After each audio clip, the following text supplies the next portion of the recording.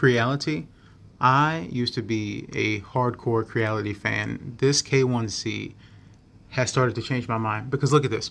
So the bed, leveling the bed on here is not easy. You have to actually go underneath it and mess with, there's the belts down here in the tensioner, and I'll show you that in a moment. You have to mess with that, but the problem is you mess with them individually. When you put the belts back on, you can mess up the alignment you just did. So this, I did the old paper trick where I had the piece of paper here and the nozzle was to the bed, and I measured it. Look at the gap between it now. It was perfect.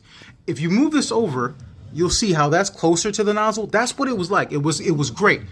But when I put the belt on, this messed up. Okay, so we got the bottom cover off. First issue is to adjust these manually. There are knobs here and here. There's practically no room in here to be able to actually get in and get the belt under the pulley or under the assembly here without knocking it and messing up the alignment that you did. Now, granted, these screws are still in, but when these screws are off, there's also no tension assembly or like a relief assembly or anything, like a tool. They just expect you to pull this as hard as you can and then pop this belt off, and it's not that simple.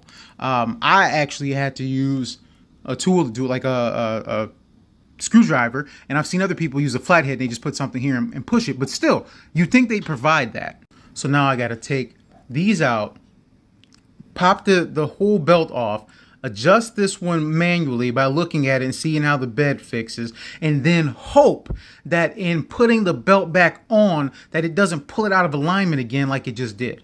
Creality, maybe it's just a novice thing, maybe it's just you can look at me and say it's user error, but I think that this is the most incompetent thing ever, and I truly love Creality mostly, but this is not it.